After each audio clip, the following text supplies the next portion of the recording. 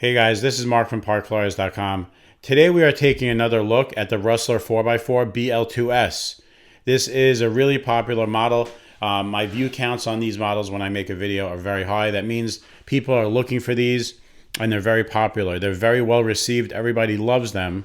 The only thing is that they don't come set up out of the box for peak performance. You can get a lot more out of them, and we're going to actually go through with you today how to get the most out of your Rustler 4x4 BL2-S. And the first thing is the wheels and tires. So these are the stock tires, are the Talons from Traxxas. You know, if you hold the car off the ground and you give throttle, all the wheels are going to wobble. Some more than others. It just means that they're not balanced. The inner foams that they use for these tires aren't the best. If you have a tire like the Bonesaw from Proline, they're similar into size as the stock wheels, a little bit taller, but they have much higher quality foams. And these were balanced, all balanced. When we gave throttle, we actually tested their balance, and they actually performed very well. Now, the benefit of having a balanced wheel and tire is that the car is going to be more settled when it's going in a straight line.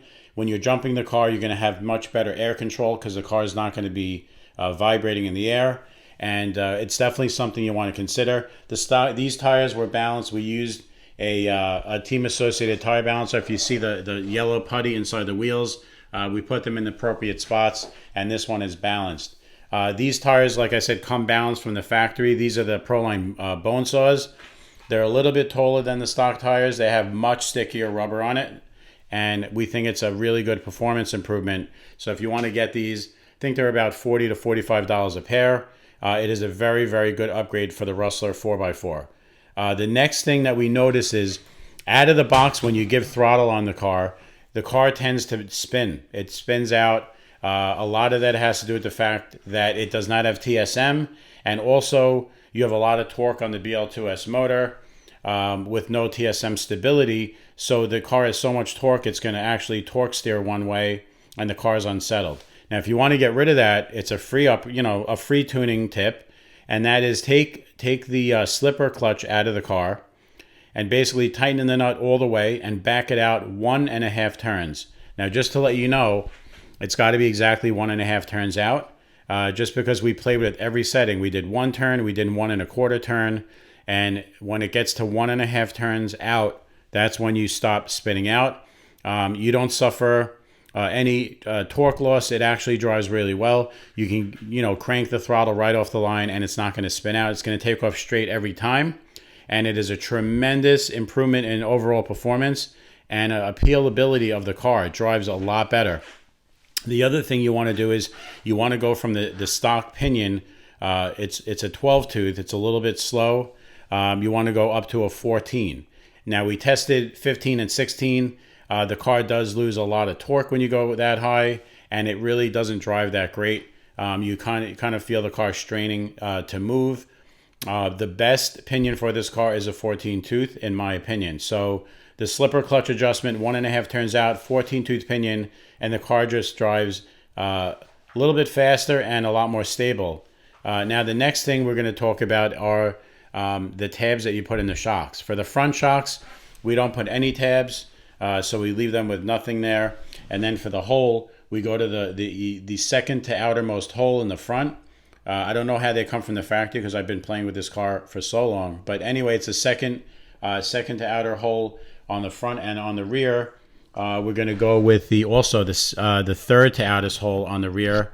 And then for the clip, we're going to go with the medium-sized clip in the back. If you do all these settings, the car is going to drive, I would say, twice as good. Really stable, a lot more fun to drive. And these are subtle things that you do to the car. They don't really cost that much money to do, and they don't take that much effort to do. So I highly recommend that you do this.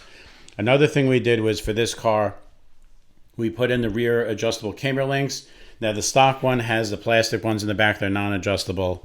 So these ones are adjustable. We got out our camber gauge and we set it to -1 on each side. -1, it does make the car more stable when you're turning the car.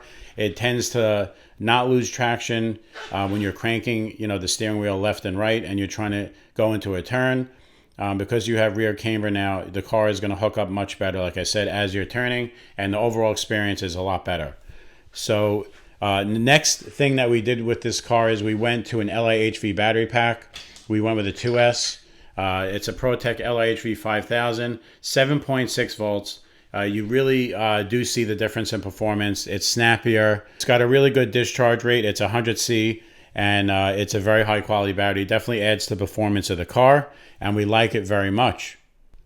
Now, once we made all the improvements to the car, we actually took this to the beach. We did some really high-speed passes. We did some handling tests, and we had a great time. We actually also, we went to the forest. There's a lot of pine cones and a lot of pine needles on the floor, very slippery. We went through all that stuff, and it really hooked up really nice. You see the vertical pattern on this tire is much more grippy than this.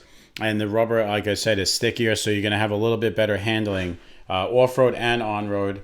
We did some high-speed passes to test out the overall speed of the car, and this thing was a bullet. We had a great time taking this out to the park, and we also hit a couple of jumps. We noticed that the jumping, especially with the Proline wheels and tires, the jumping is awesome.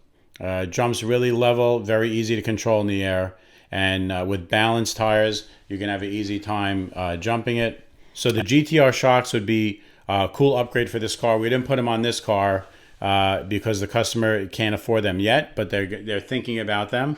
The GTR shocks have much more oil in the shock bodies, higher volume, so better damping. They also have really good springs, and they have aluminum threaded shock bodies for precision adjustments on the tension. So that is going to be a cool upgrade. Another cool upgrade we're trying to convince the customer to buy is the sway bars. On this particular car, we like them in the rear. I think it's like a $40 kit. Traxxas sells it. So a sway bar is going to make this car a little bit more stable when going straight and also in the turns. So that is my quick take on the Rustler 4x4. Just making it slightly better for very little money.